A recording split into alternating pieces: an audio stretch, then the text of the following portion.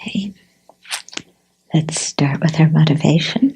And we may not have thought about it so much, but a very great factor in our fortunate rebirth is that we are open and receptive to the Buddhist teachings, that we have the ability to think and examine correctly so that we can decide on the right view and the right conduct.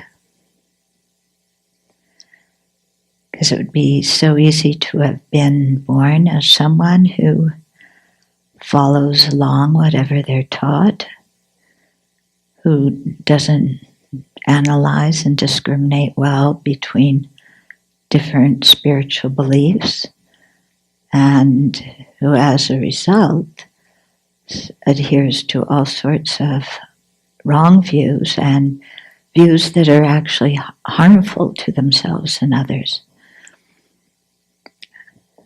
So the fact that somehow we haven't wound up like that is actually a great fortune and something to respect and appreciate in ourselves and not to take for granted, because had we created different karma, we could have wound up as somebody who very easily follows wrong views or comes to wrong conclusions,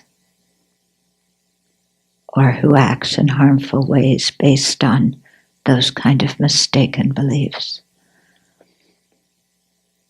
And so to make a determination in this life to increase our capacity to analyze and discern and think properly, and not only to be able to come to correct conclusions, but then to follow through with them and act on them rather than act on whatever emotion, kind of afflictive emotion, comes in our mind and sways us. So having that kind of determination is important in creating the cause for another precious human life through which will have the opportunity to study and practice the Dharma, progress along the path, until one day we reach our final goal of full awakening, where we'll have the capacity to be of the greatest benefit to all other beings, spontaneously and effortlessly. So without having to think about what to do, without having to weigh it and decide it and wonder if it's the right thing to do. But through the purity of the mind and the force of compassion, automatically knowing how best to be of benefit to others without developing any kind of ego thrill from doing it. So let's make that our aim and share the Dharma this evening as one drop in the bucket of creating all the causes for full awakening.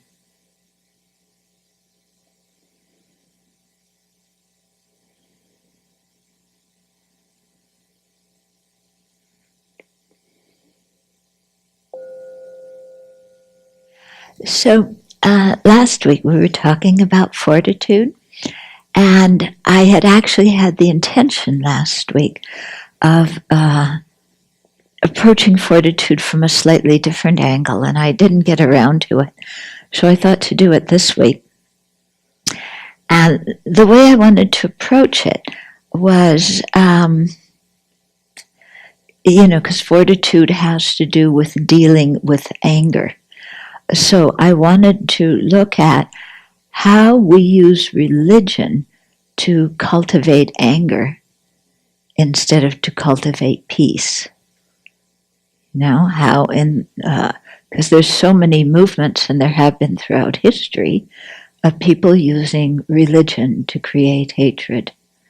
So to take a little look at that in the modern context, how hate is generated due to certain misunderstandings, certain religious beliefs, and then also how we can respond to such people without our mind becoming like theirs, in other words, full of hate and, using our religious beliefs as a banner to show that we're right and they're wrong. Okay? So, I wanted to talk about this because I read a couple of articles from the recommended by the Southern Poverty Law Center, who do really wonderful work, and the articles were talking about how white supremacists use Christianity to support their white supremacist views, and how many of us may not have even thought about that or realized the extent to which they do it. What's interesting is that one of the governmental departments, I can't remember which one, let's see if it has here,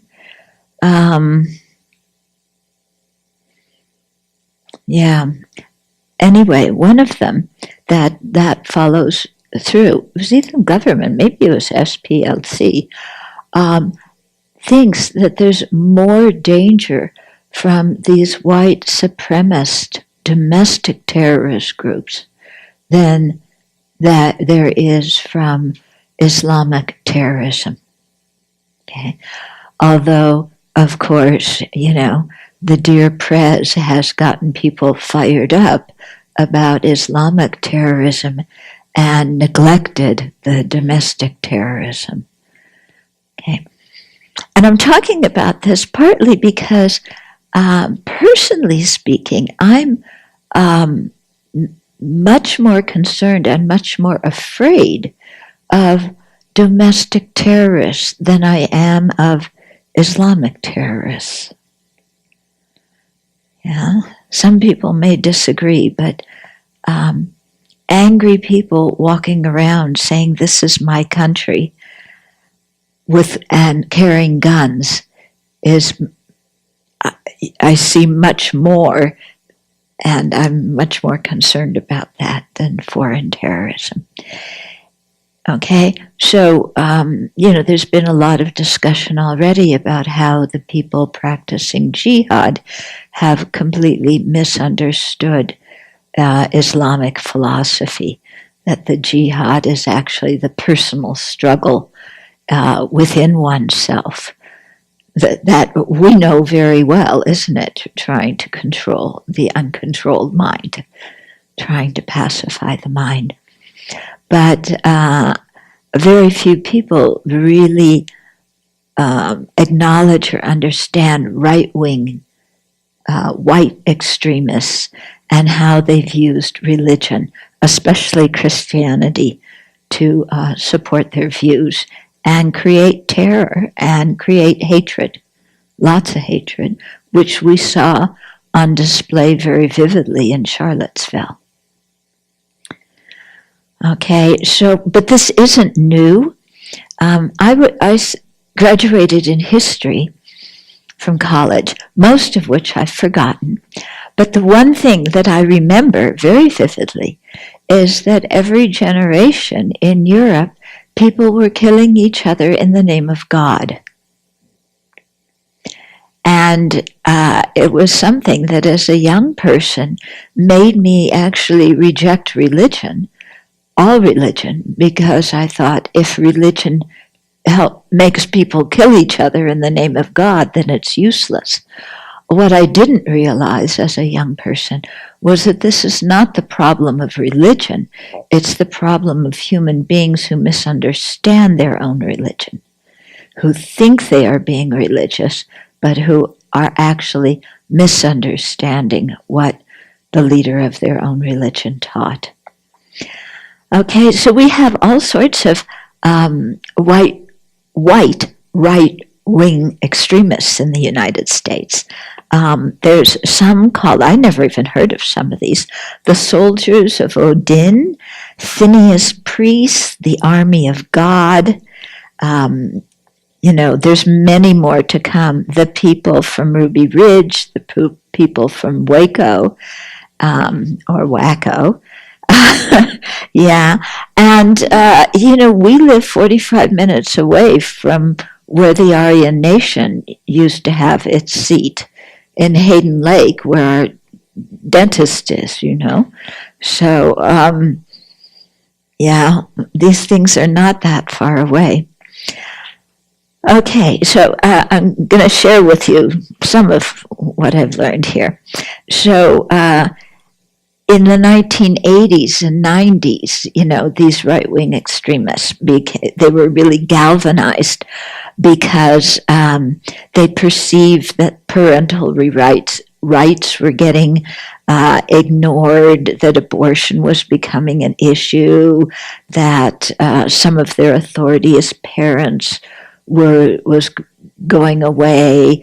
The whole movement in the 80s and 90s about multiculturalism, the decline of the American family farm, everybody's farmers and you passed it on to your children, and that whole old dream, old life, okay, and which they associated very much with their Judeo-Christian beliefs.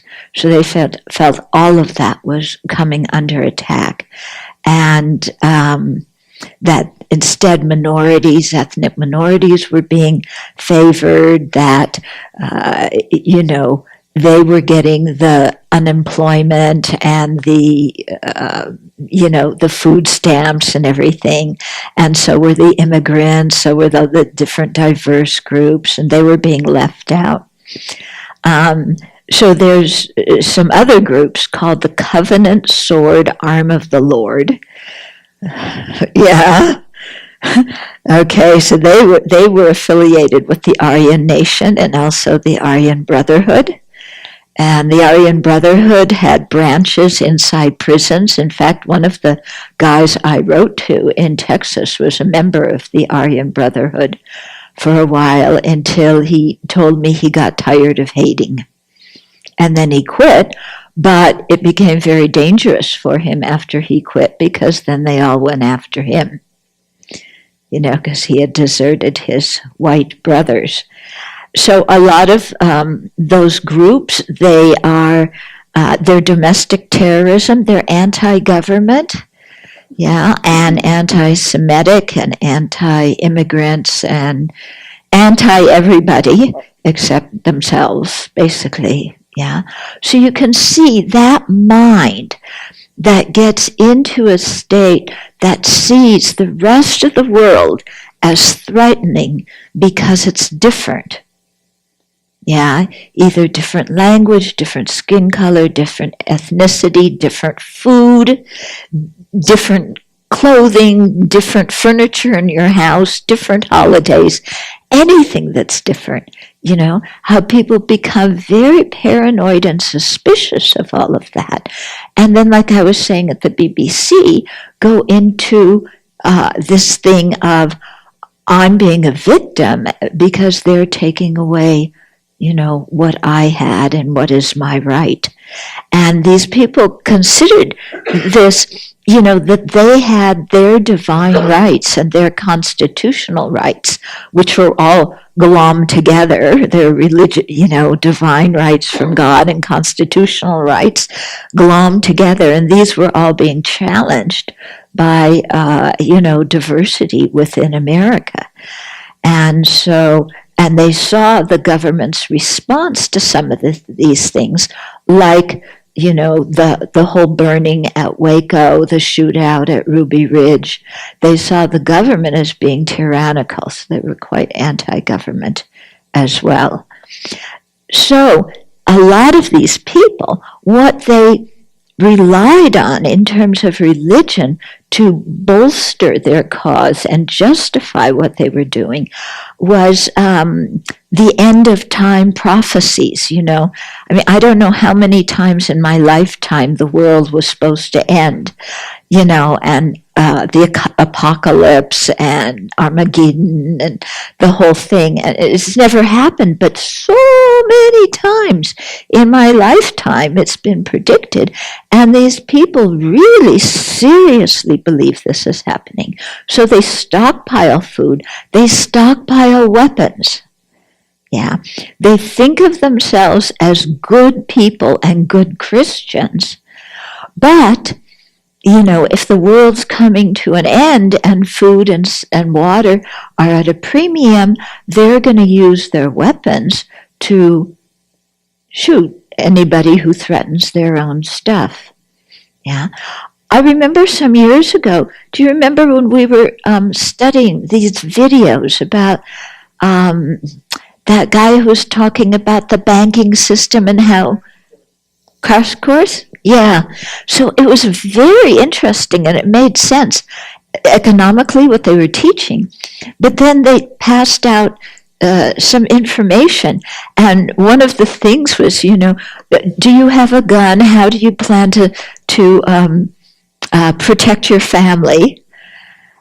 Because they really thought, they were saying that the whole economic system in the States was going to crash because we've manufactured all this money that we don't have by giving money to the bank, who then loans it out, and that if everybody called in their loans now, the whole system would collapse. So he was predicting that all this was going to happen. And,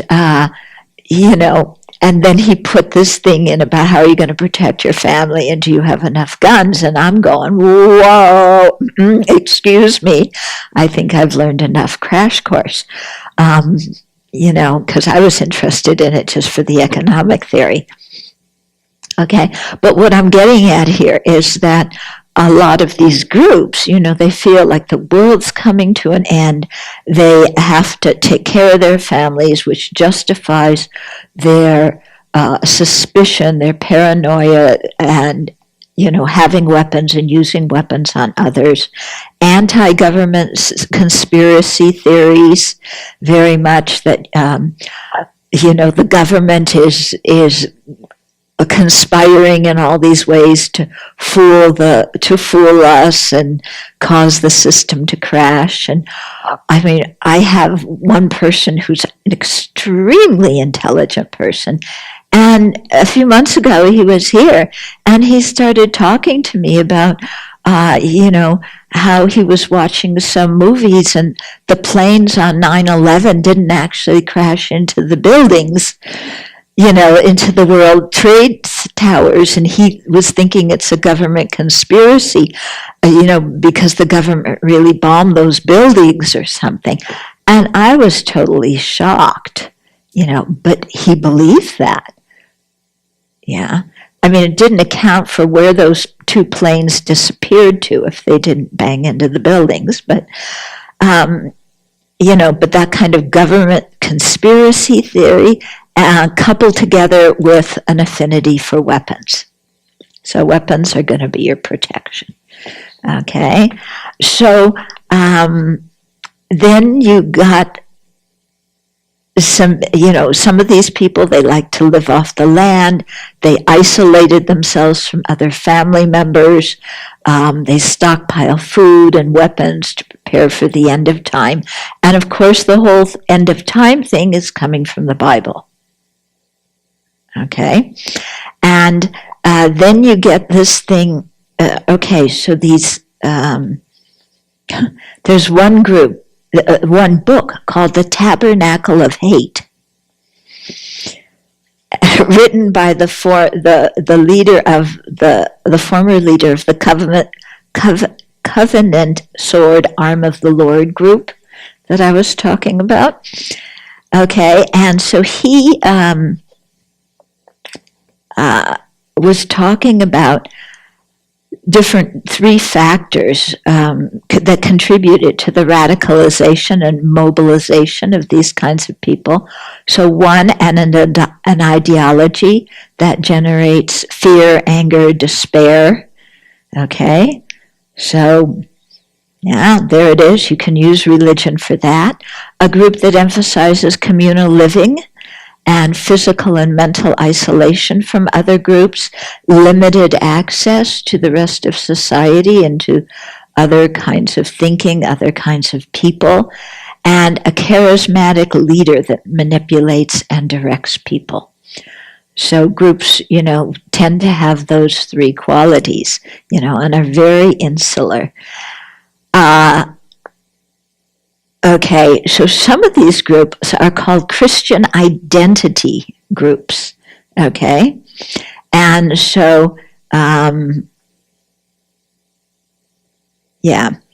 the Christian identity people, they oppose racial intermarriage, and they use the Bible to justify this, that there were, the 12 tribes, and so some of them were, anyway, we'll come to that. I can't remember it exactly, but, they use the whole Bible origin stories to say that, their race is superior. So they opposed interracial marriage, any mixing of races, homosexuality, abortion. They were anti-Semitic, anti-multiculturalism, and using religion to support those kind of views. Okay, so, and so by limiting, people's contact with, other groups, by developing that kind of ideology of fear, then they justify their own actions of threatening others, criminal attacks and violent attacks. And I don't know if you ever heard of it, but there was a group, they're not sure if it was a group or just a few individuals, called the Spokane Bank Robbers. Yeah, had you heard of it before? Yeah, so it was some group. They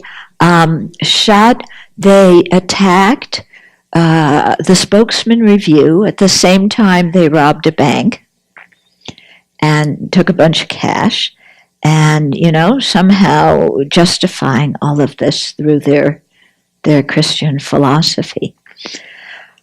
Okay, so, but here it is, 1996. The Spokane Bank Robbers. So they believed they were literally carrying out God's work by attacking banks, an abortion clinic, and the local newspaper office. They were carrying out God's work. They viewed each of these targets as representing evil, satanic influences.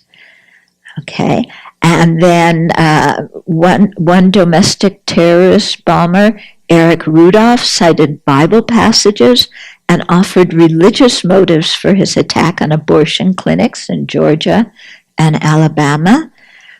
And then, this guy and the Spokane Bank robbers, right in our own little area, they cloak themselves in a mantle of religious righteousness and initiated their violent acts as part of a divine plan, heavenly edict, or perceived mission from God. So, religion was taught to people to help people develop good ethical standards, to have love and compassion and forgiveness. And these kind of movements go into religious scriptures, pull out different things that validate their philosophy of hate, forget all the things about love, compassion, forgiveness, and kindness, and then use that to justify creating horrendous negative karma in the name of religion. And the thing that is so deceptive is these people think they are creating virtue. Yeah? They, in the same way that some of the Islamic extremists think that they are creating virtue by killing the infidels and they will get a heavenly rebirth, so too many of these domestic terrorists feel the same way. Okay? Then there's other people, there's another movement. I didn't know there was so many movements, I mean, this is kind of a wake-up for me, called the Dominion Theology. Okay? So the Dominion Theology says that God has called conservative Christians to exercise dominion over society by taking control of political and cultural institutions. Okay?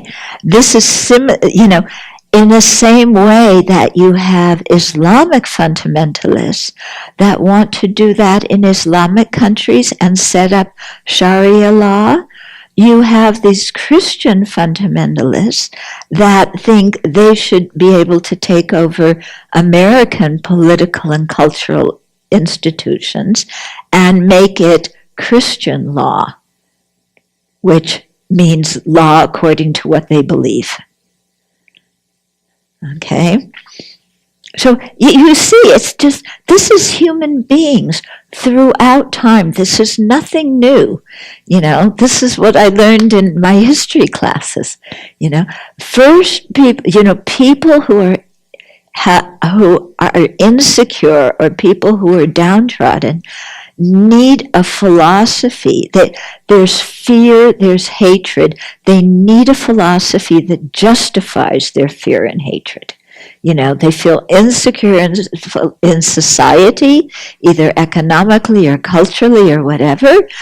And any philosophy, be it communism or Nazism or religion, that supports their emotional feelings, then validates what they feel and gives them permission to make their hatred overt, because now their hatred is in the name of God and they are doing God's will and benefiting the world. Okay, so all throughout, human beings, human history, people have done this kind of thing. Yeah. So we have to be very careful not to do it too. Yeah. It's very tempting. Oh, well, I'm a Buddhist, We have all the answers. Everybody should become a Buddha, a Buddhist. and and you get, what the Burmese Buddhists are doing in their fear. And so their fear of the Muslim Rohingya, and how they're using Buddhism to validate their hatred, that, and especially the way they're using it is that this is a Dharma ending age, because there's this thing in the Dharma that it's going to last a certain number of years, and every 500 years it degenerates a certain amount, so this is a Dharma ending age. So we have to stick up for Buddhism and propagate Buddhism and prevent people from harming it.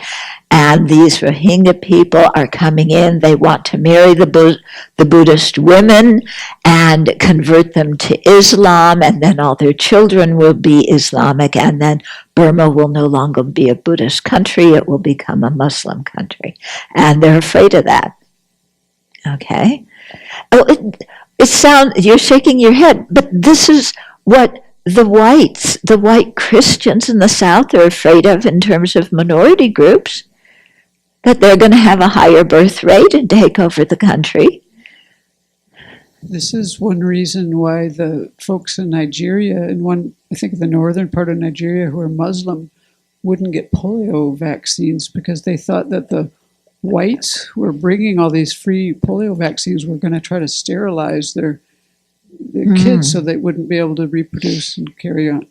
They thought it was an anti-Muslim thing. Yeah. Okay, so the dominionists, all these different groups, that Christians gave human beings dominion. They celebrate Christian nationalism in the belief that the United States once was and should again be a Christian nation, which to me is totally astounding because the land that the U.S. occupies was not a Christian nation. It belonged to indigenous people who were not Christian.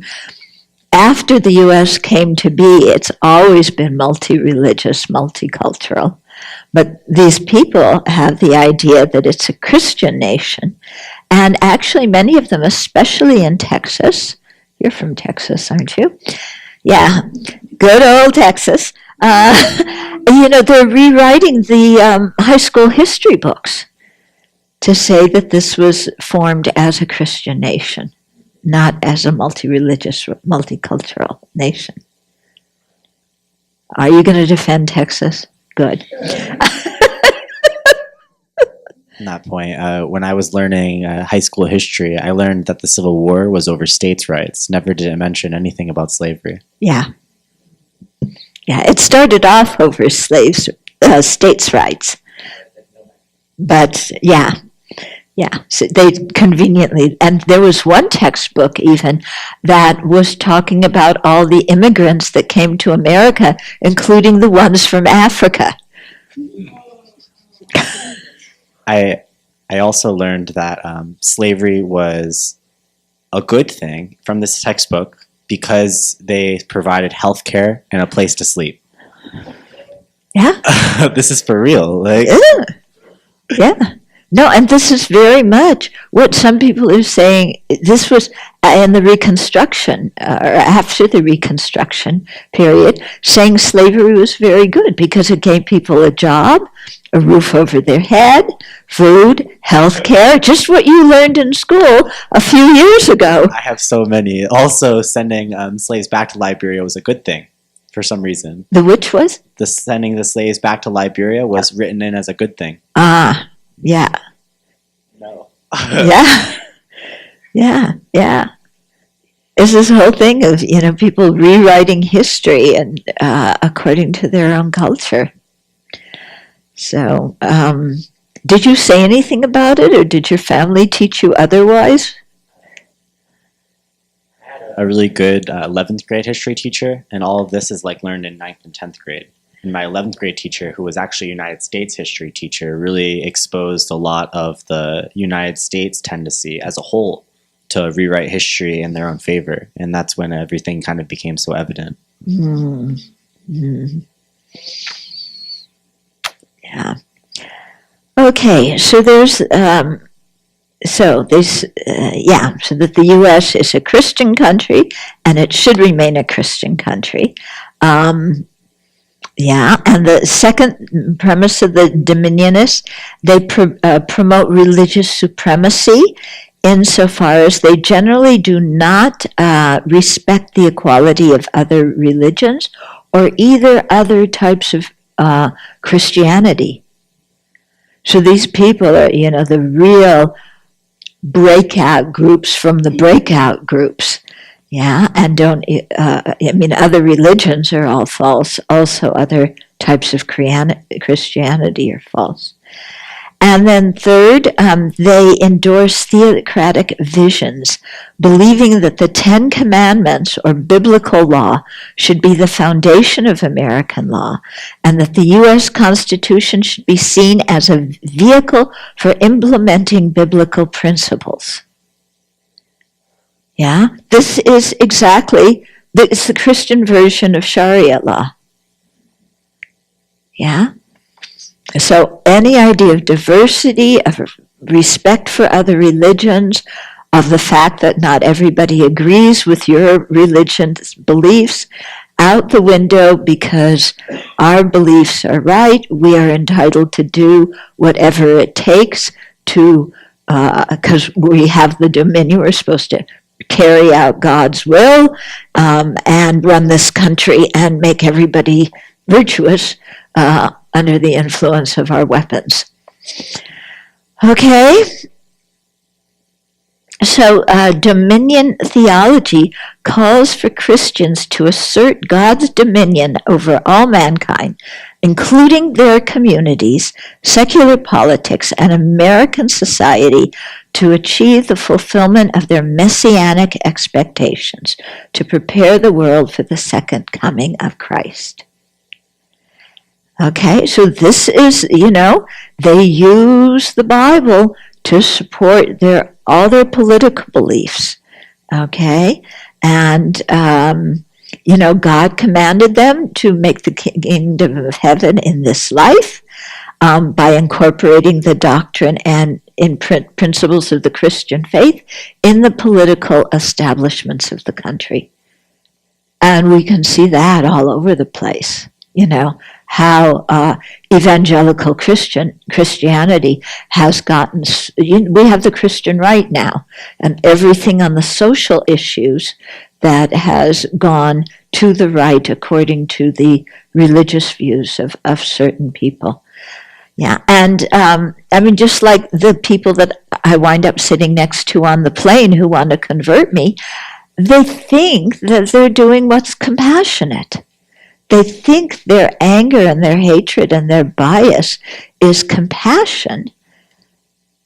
Yeah. So I'm going into so much talk about this so that we don't become like this.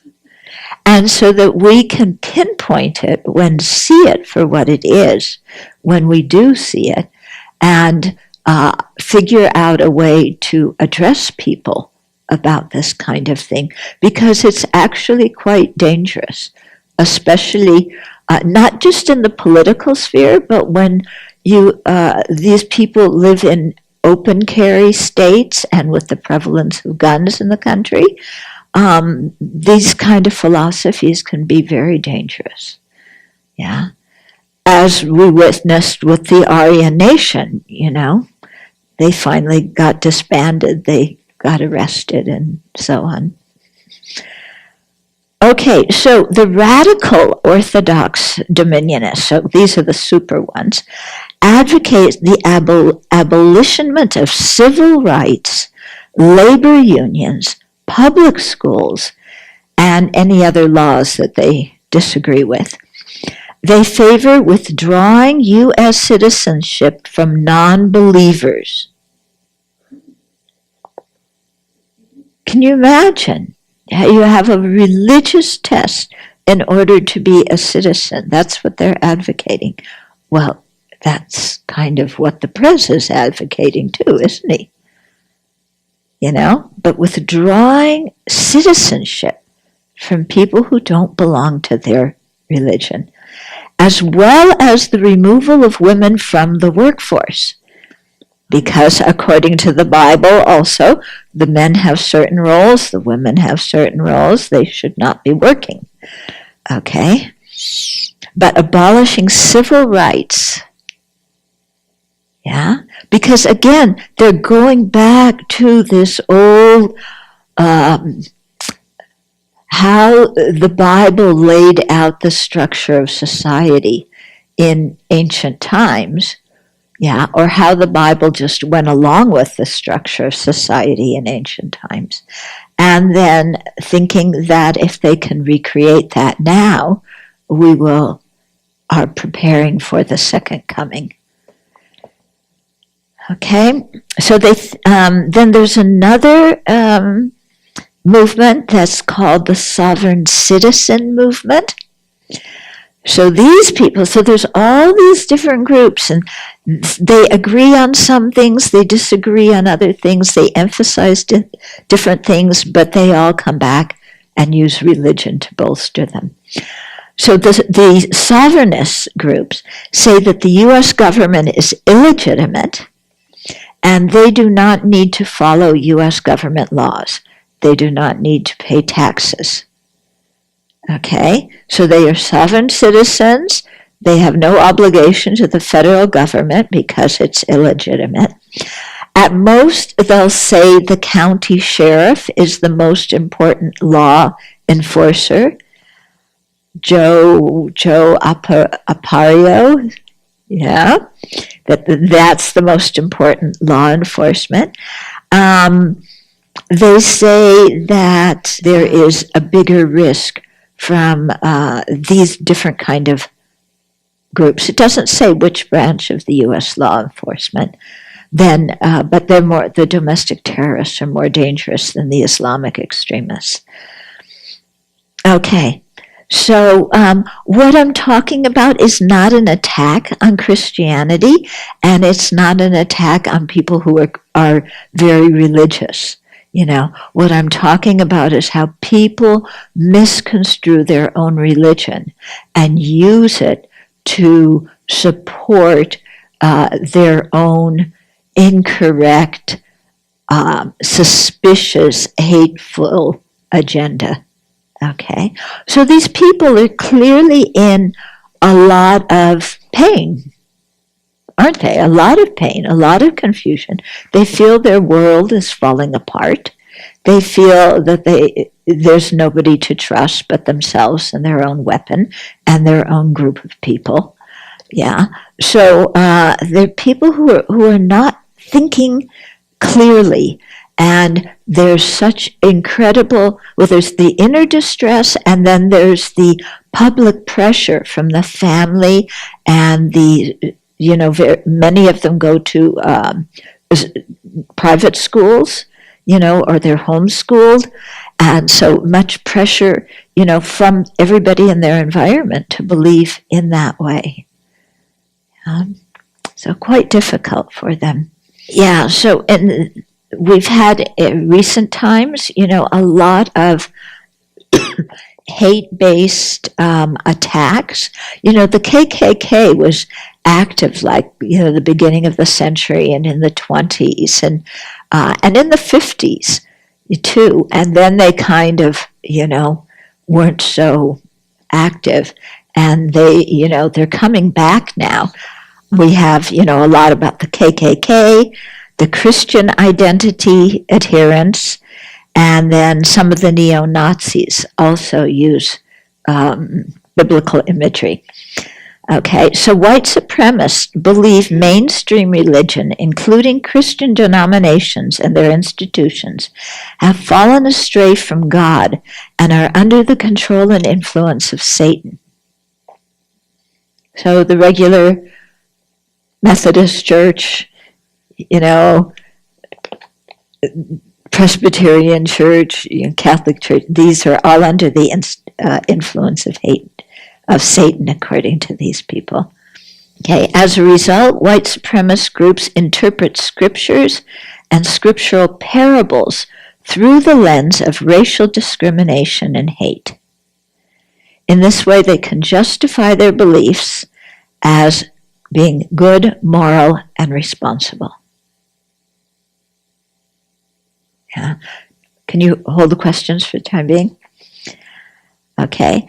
So according to their propaganda, the KKK members, the Christian identity adherents, believe that the Bible is the family history of the white race. Okay, they believe that white Christians are morally and spiritually superior to other races. And here it is about the 12 tribes. And that the Old Testament's 12 tribes of Israel represent the origins of the white race. So you had 12 tribes. So there were Anglo-Saxons, Teutonic, Scandinavian, Celtic, Basque, Lombard, Slavic, and so forth. Their beliefs advocate that God created other races as, quote, quote, mud people who have beast-like roles and lower standing to white men. They take they use the Bible and the theory of the 12 tribes of Israel to justify this. They condemn race mixing and Jews. Like I said, everybody hates the Jews. That's a joke, and the Jews say, but There's some truth. Okay, so they perceive all these people as the enemy of God. They further believe that whites are the only race that continually followed Jesus Christ. Everybody left the path in some other way. Okay, and so in this way, they use these incorrect religious interpretations to attack their enemies. Really rather dreadful. This is why my motivation today, why I was talking like that. Okay, so the KKK, see cross burnings as sending out the light of Christ to the world. That's what a cross burning is. Yeah. If you read Jan Willis's book, Dreaming Me, I think in her family the KKK burned a cross when she was a little girl. Yeah. That's spreading the light of Christ. Okay. Then other biblical symbolism that was incorporated into the KKK, such as wearing white robes and hoods, which symbolize purity and cleanliness. Okay. They also have in KKK like baptism and induction ceremonies. Okay.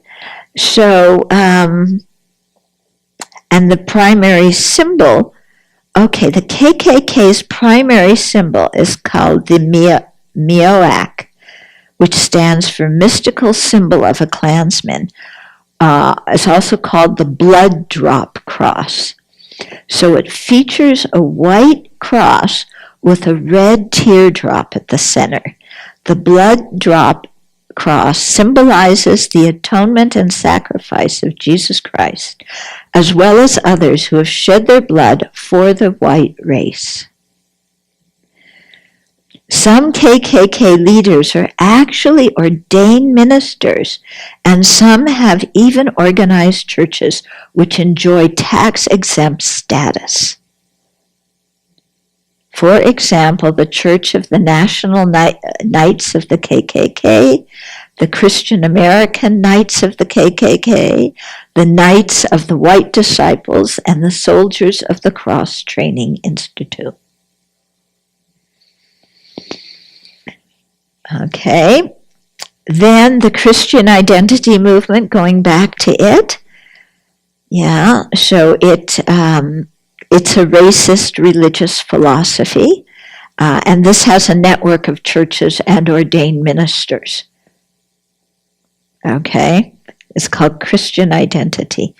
The movement is, it claims that white people, not the Jews, are God's chosen people. Okay.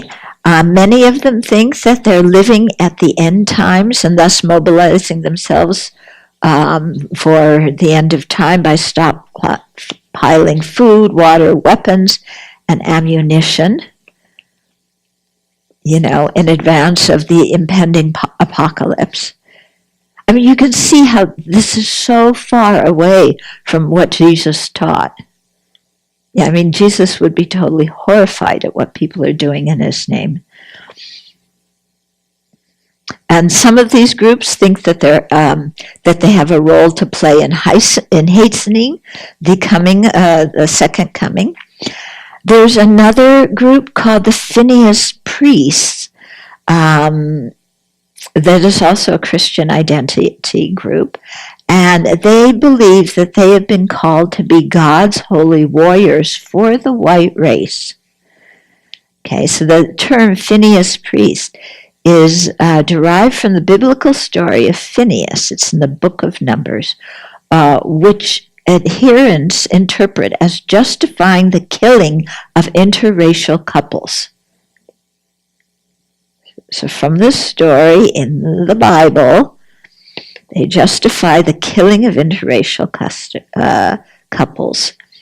These Phineas priesthood followers advocate martyrdom and also violence against homosexuals, mixed race couples, and abortion providers.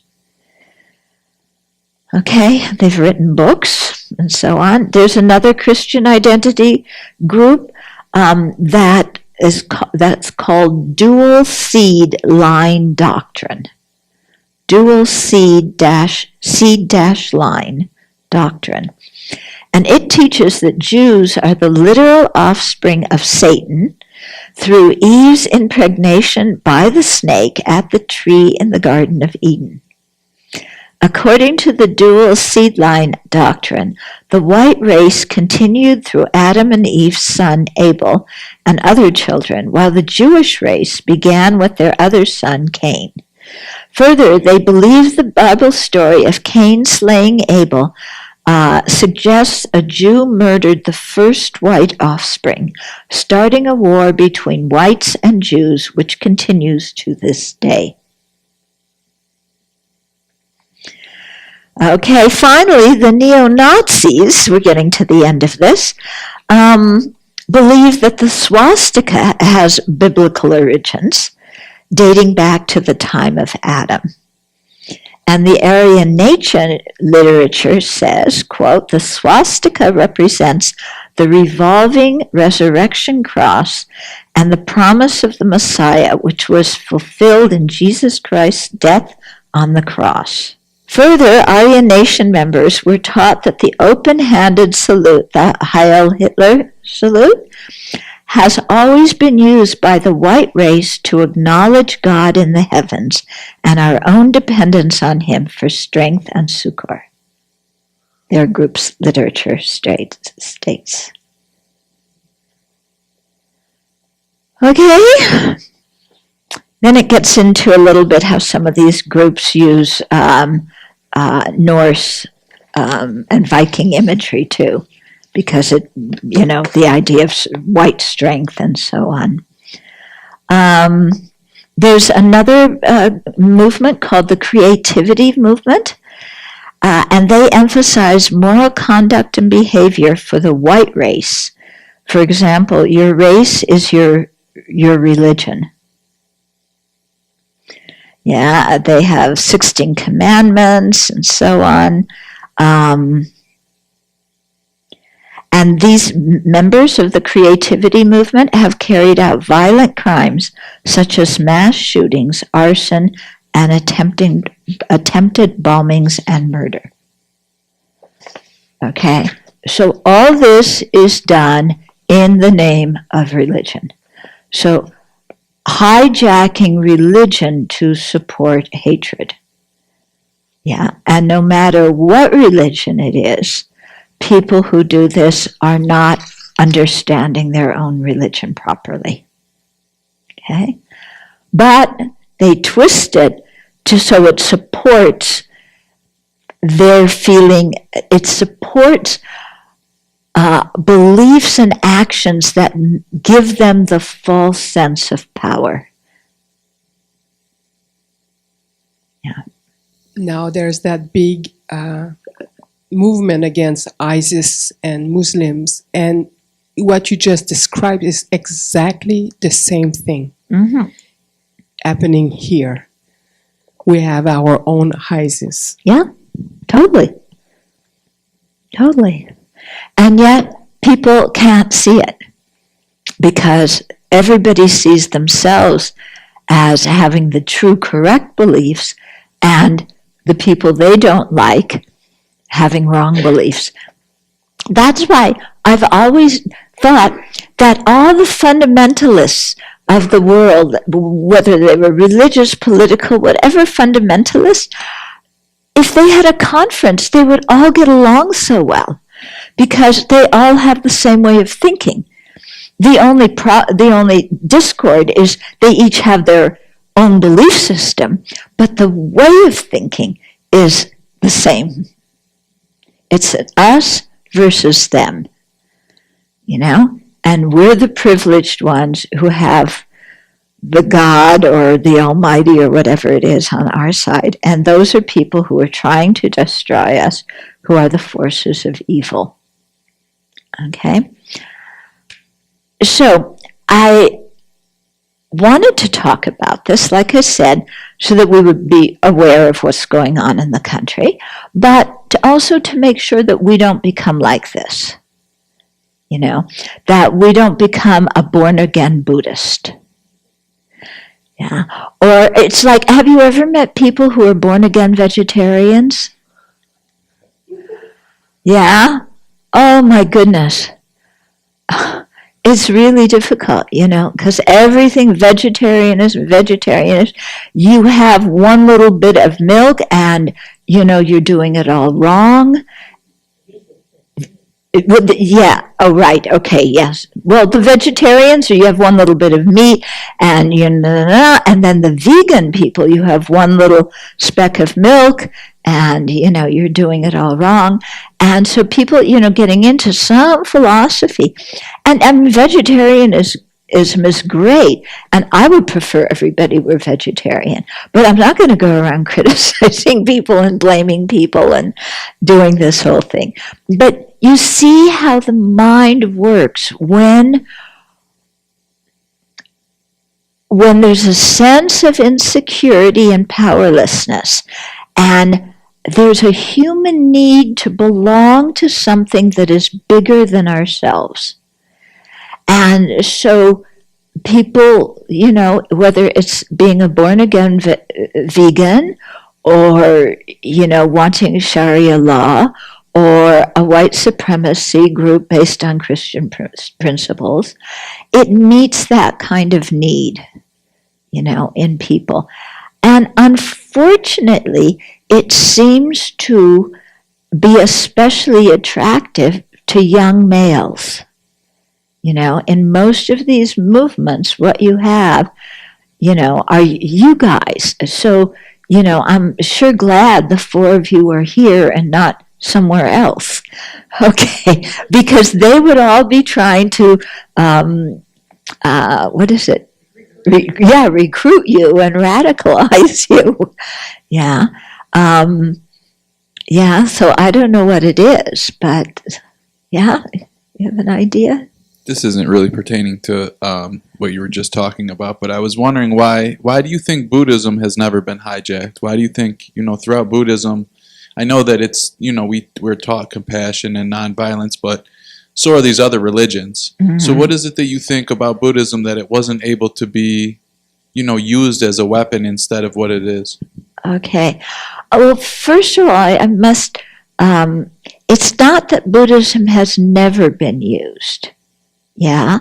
What may surprise you is during World War II, many respected Zen masters supported the Japanese nationalist movement in the war. And I know when many American Zen practitioners found this out, they were shocked. You know, how can that happen? There's a book called Zen at War. I haven't read it, but I know that it talks about this kind of thing. You know, and certainly, you know, within Tibet, for example, there's been some jockeying for power between the different sects and different lamas. So it's not that Buddhism is totally immune to this kind of stuff. But I think one of the reasons that this kind of stuff doesn't go on as much in Buddhism, or certainly not to the degree that it does in other religions, is because the whole idea, first of all, there's no God in Buddhism that you can do things in the name of. Yeah, if you say I'm doing this in the name of the Buddha, but it doesn't work because the Buddha isn't omnipotent and you know, like that.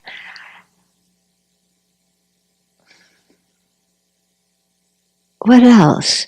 I think that just the teachings about karma, you know, are very much emphasized, and that we we create the cause for what we experience. So I think that's emphasized.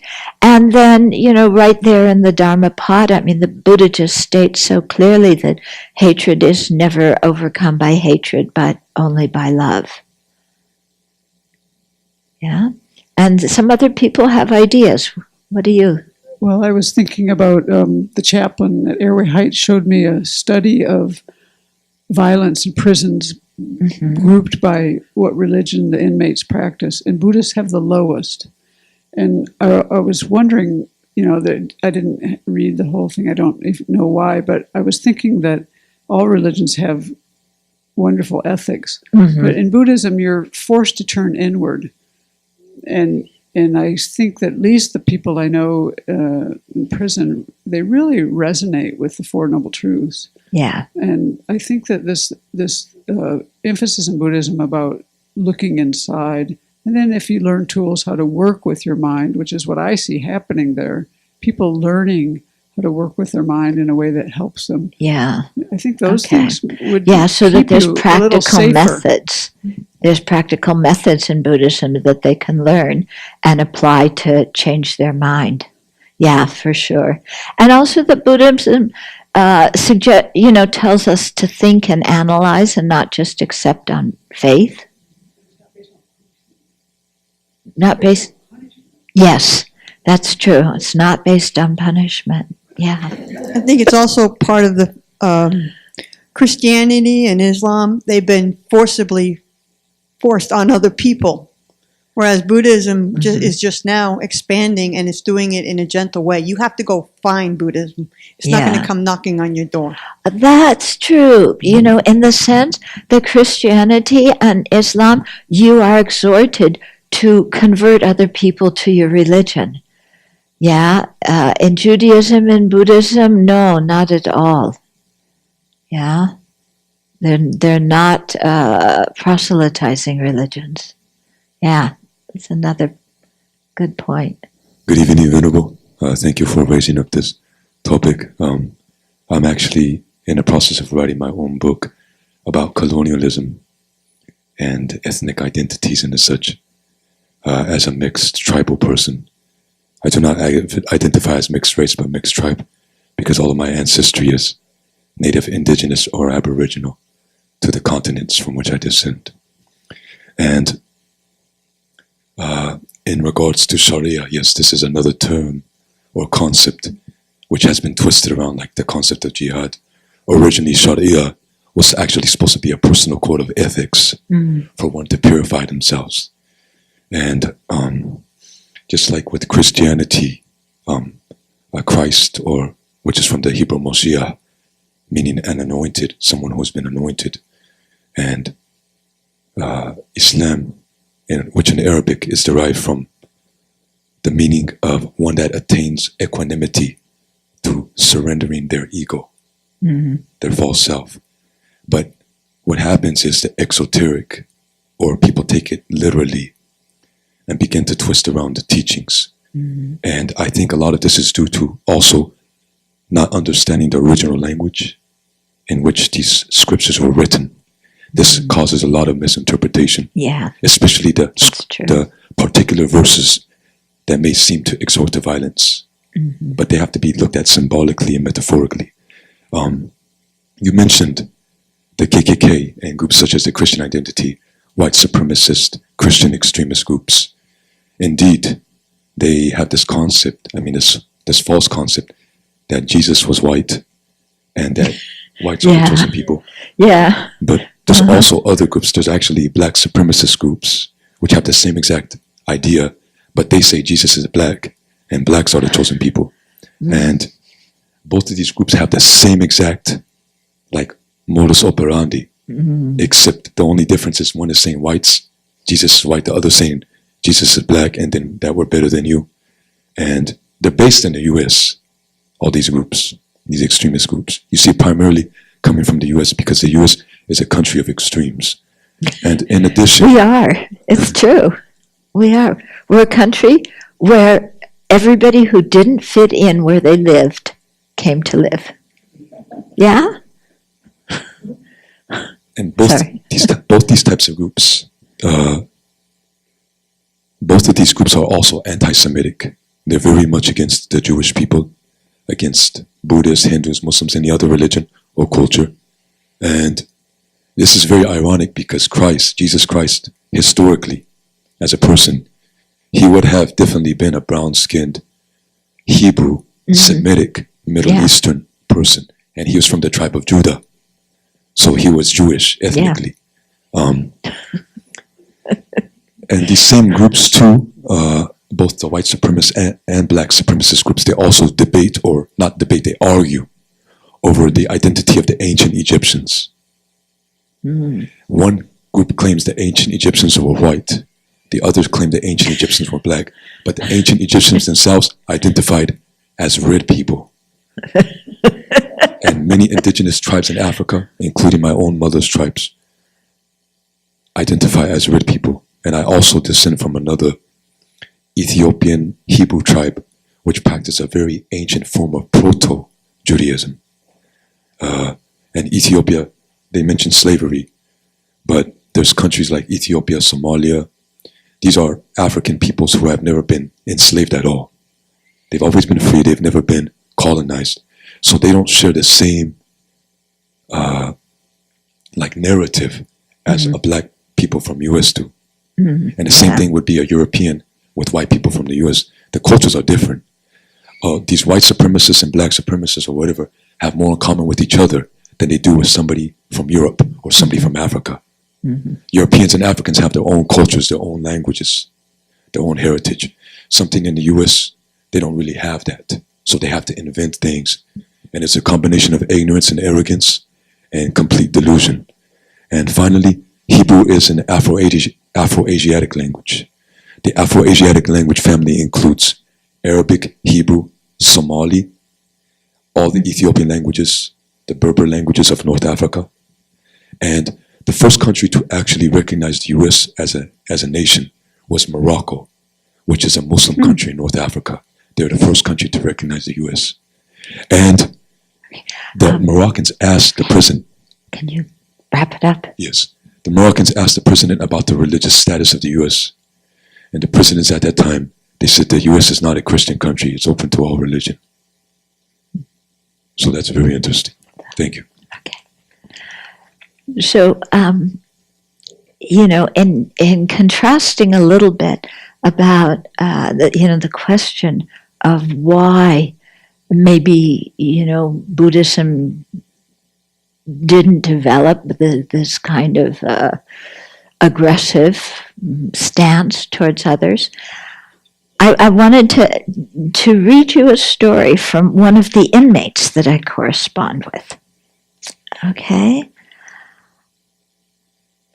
So he's Buddhist. He works in the chapel at his prison, so he organizes Christian services and Islamic services, and he also publicizes them. He often attends the services of other religions because he feels that it's, they're teaching good things, even though he himself is Buddhist. So one of his, another inmate who is a clerk in the chapel with him, the two of them made their own flyers announcing some of the chapel events that they were hanging in the different units in the prison. And so his friend, whose name is Kian, was taking some of these flyers around to the different units. And he was alone when he did that. And when Kian came back, to the chapel, he said that he thought he was going to have to fight someone. And so Al says, I asked him to tell me what happened. He said when he put a flyer in the front of a particular block, one guy punched the glass partition of the door and cursed and said, "We don't go to church in here." Okay. Then the officer in the booth saw Kian standing in front of the block and thought he was trying to get in. So the officer opened the door, and of course the angry guy came out instead and got in Kian's face, and and the guy was like really aggressive and, really got in his face. And Kian eventually turned around and left. Now the guy, this is Al's idea, the guy could simply have been trying to show off in front of his buddies. He could have been trying to intimidate Kian, or he could have been serious. I asked Kian if he was serious about being willing to fight the guy, and he responded that he would defend himself. I asked him by striking him, and he said yes. And then I told him that would not be Christ-like, and he got offended. Okay. What surprised me is that the chaplain was given the same scenario. They apparently went to the chaplain and told him what happened. And the chaplain said he wouldn't want to, but he would also have to hit the person to get him off his back. So the chaplain himself was willing to strike the other guy if the other guy had attacked. And then Al replied to both of them that ahimsa is practiced in Buddhism. Ahimsa means nonviolence. It's what the word Gandhiji used too. There was a time that I would have struck, that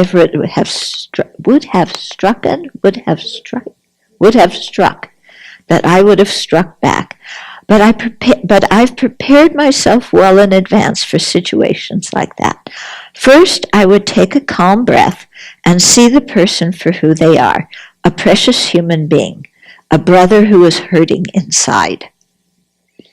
I can try to talk to them, and if they were to attack me, I can block their strikes or even flee the situation. I told Kian that I wanted the chaplain's opinion because I was concerned for him. When I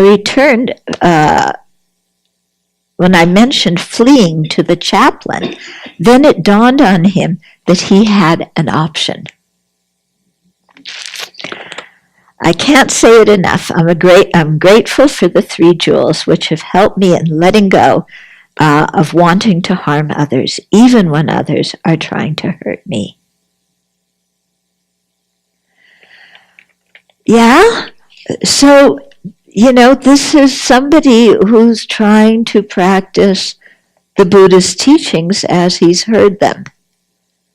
Yeah, very different attitude, instead of seeing somebody as an enemy, as an infidel, as, Satan embodied, he would see somebody who would attack him or want to attack him as a suffering sentient being.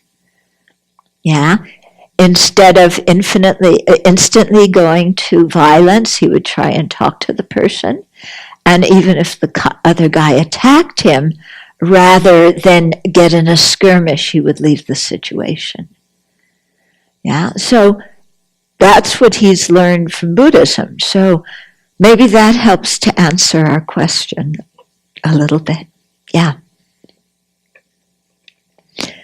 Oh, before you ask your question, let me add something more.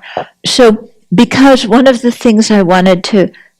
reasons I was giving this talk was to emphasize how we shouldn't become like that and how we can handle people like this. So I think what Al is saying is a very good example for us too. When we're out in different spaces or with different people and they speak pejoratively of some group of people, the way to see them is as a suffering living being, who's in pain, and have compassion for them, and then try and engage them in a conversation. And Marshall Rosenberg, I put one of his books in the library not long ago. It's called Living NVC. Okay. Anyway, he relates a story in there. When he was in, I forget what country, I think it was a Muslim country, no, or a Christian country, some other country, or maybe it was New York, I don't know, or Texas, yeah, or Alabama. He was somewhere, and in a taxi, and the taxi driver came out with some horrible anti-Semitic comment. And Marshall is, Jewish background. And he said he needed to practice NVC with this person. And so he said, instead of saying, "How dare you say that, you bigot, blah, blah, blah," he said, "It sounds like you've had some bad encounters and that you've experienced pain." Yeah. And of course the guy said, "Yeah, these people, blah, blah, blah, blah, blah, blah." And then Marshall came back with, "Yeah, it's really been painful for you, or, it's really been a difficult situation for you. Yeah, blah, blah, blah, blah, blah, blah." And Marshall's saying, it's like for him to listen to what this guy was saying, it was just horrible and unbearable. But he just stayed focused on, as in Marshall's language, what's alive in that person, what that person was feeling, that, his rage or prejudice or what it is. And he said, I can't remember the ending real well exactly, but the end of the conversation was, the taxi driver he kind of got it all out of him, by talking. And then he eventually kind of settled down and, stopped that kind of talk. I should go back and read it again. I can't remember exactly how it ended, but it was a good ending. Yeah. But interesting how Marshall handled that by really getting the guy to talk about his own pain and giving him some empathy. Oh, and then what? Then Marshall said, "I'm sorry you feel that way because I've had some really good experiences dealing with the Jews." And then went on to describe his good experiences after he had given a lot of empathy to that guy. You mentioned how you're glad that we're here when this country and this world is covered with so much push and pull for radicalization.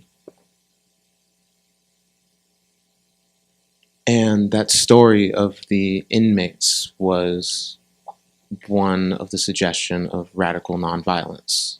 Mm. And I feel like it's almost easier to make such a suggestion when you ultimately have, when the person you're suggesting it to has a religion that you can fall onto, to preach being radically Christ-like as opposed to simply being a Christian. Mm-hmm. But much of the push for radicalization that I feel back home is that of an atheistic left in response to the radical right. Mm-hmm. And I have found that much of my suggestion of nonviolence is met as weakness. Mm-hmm. When all of these groups that you've gone over are mostly right and mostly white. Mm-hmm. Not to mention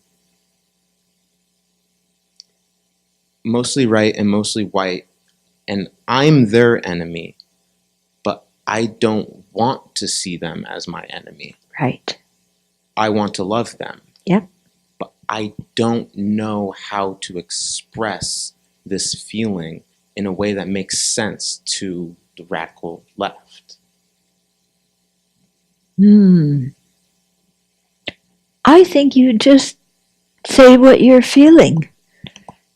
And if people can accept it, good. If they can't, you've planted seeds in their mind stream. Yeah. So the Antifa people who are, they're under the sway of this whole, that's why I said all the fundamentalists in the world think the same way. Yeah, all the extremists think the same way. So, I think you just say what you have to say, and you say it with dignity. And even if people don't accept it now, it's planted a seed in their mind that, gee, somebody else thinks like this. Wow. And you never know down the line how people are going to change.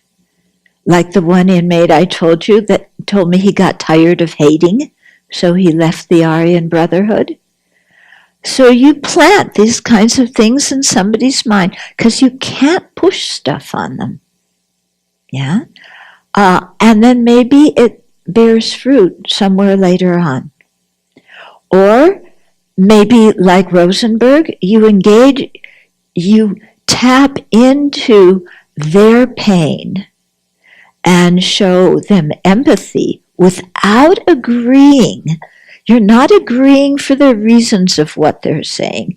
You're not agreeing with their philosophy. You're responding to their feelings of pain and insufficiency. And by giving them some kind of empathy or understanding, that might soften them and open their mind to hear another kind of take on things. But I really recommend don't have the idea in your mind that you're going to have one conversation with somebody and get through to them. Yeah? It doesn't work that way. It takes planting seeds over time. And then when those seeds grow in somebody's mind, they can change. Yeah.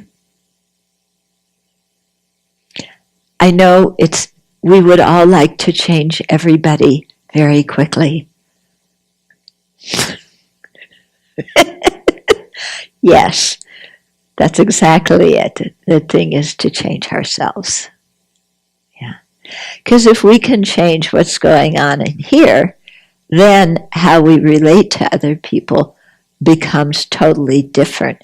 And even if we don't like their philosophy or whatever, we can still talk to them and respect them and get along with them.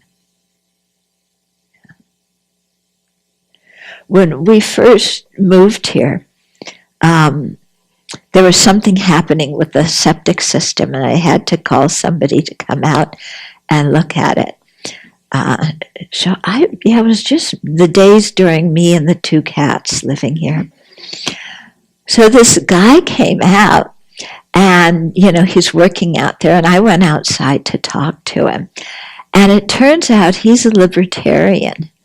And he told me about how, he has his guns and he has his dogs. And his dogs were barking one night, and somebody called the sheriff, and the sheriff came on his land to tell him to keep his dogs quiet. And he looked at the sheriff and told the sheriff that he better get off his property right away or he was going to be sorry for it. And the sheriff left, so this guy was, he had his guns and anyway.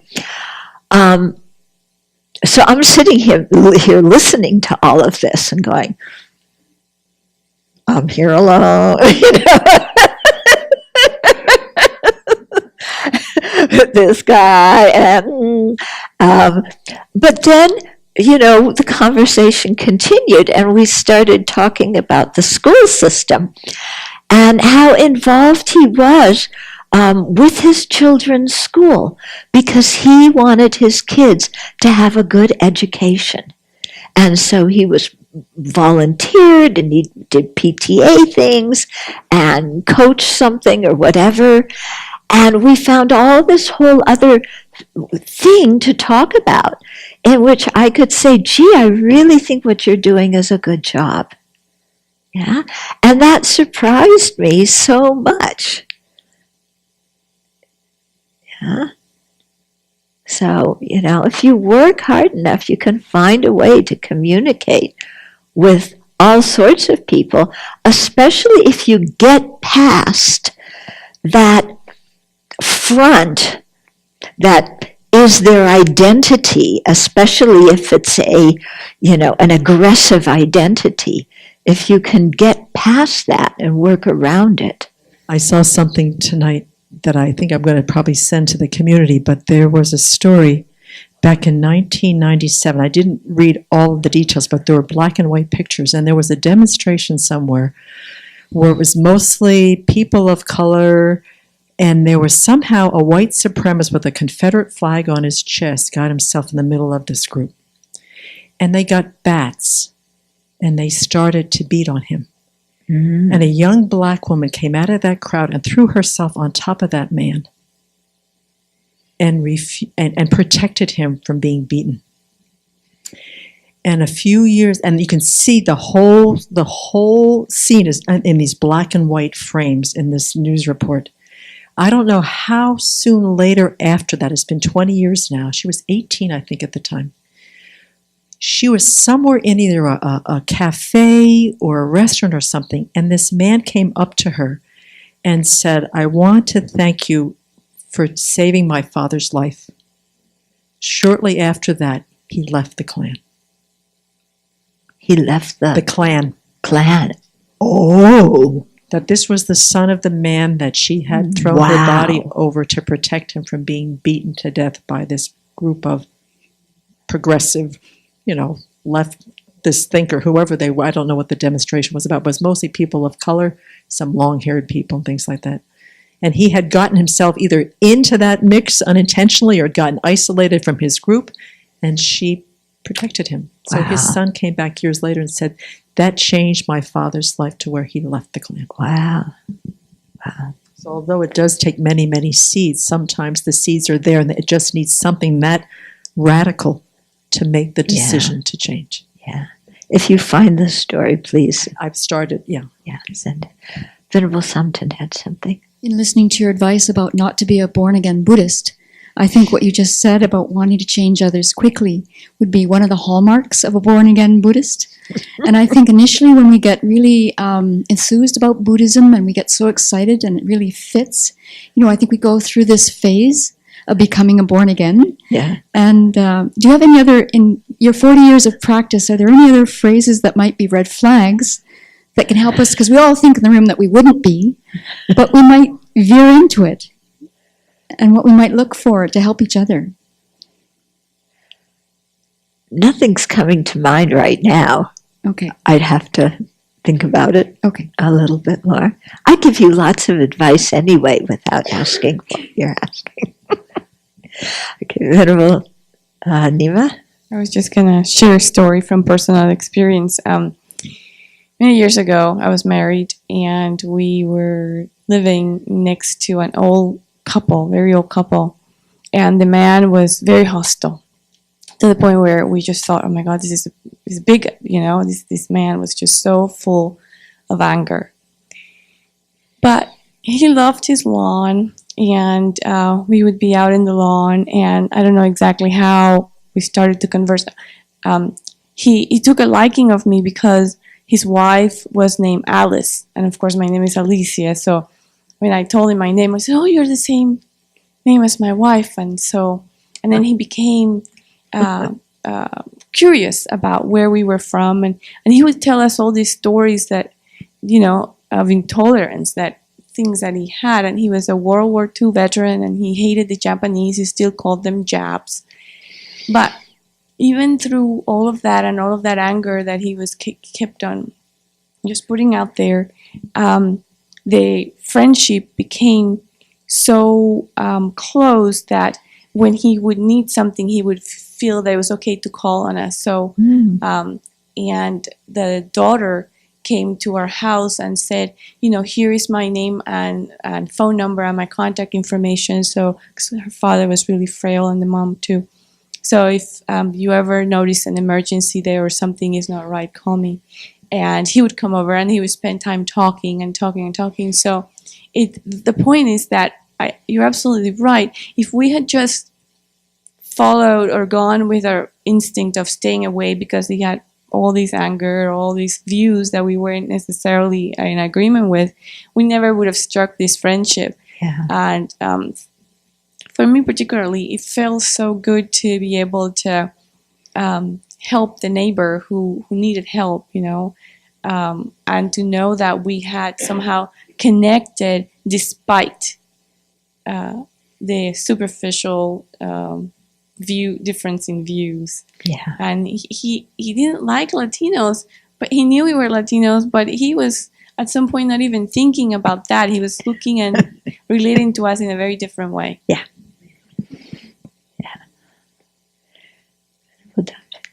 I just wanted to respond to Venerable Samton's question. A piece of advice you have given me that I found very helpful was, and it's kind of peripheral to this, but don't be obnoxious in how you keep your precepts. Just seeing how that kind of moral superiority mind can come up around anything, including being a new monastic and like, this is what it says here, those people are not doing it. But really the point of the precepts is to tame our own mind. And it took me a long time to get that. I'm still working on getting it. Yeah. Okay. Yeah, so that's good. Ask other people and they'll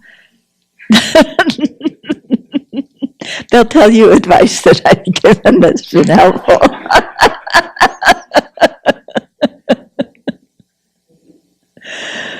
Okay, very good. Thank you, everybody, for your comments. I just want to ask, because this is, we're doing the Gomchen Lamrim, talking about fortitude, and I gave a Lamrim teaching in a very peculiar, non-standard way. Yeah, was it helpful to point out things about anger and fortitude? Yeah. Okay, because last week you got the standard way. So this week. That's why I wanted to talk about this, because sometimes in the teachings, we go through the categories, and often the examples, often there's no examples, or the examples are about personal difficulties, which we all resonate with.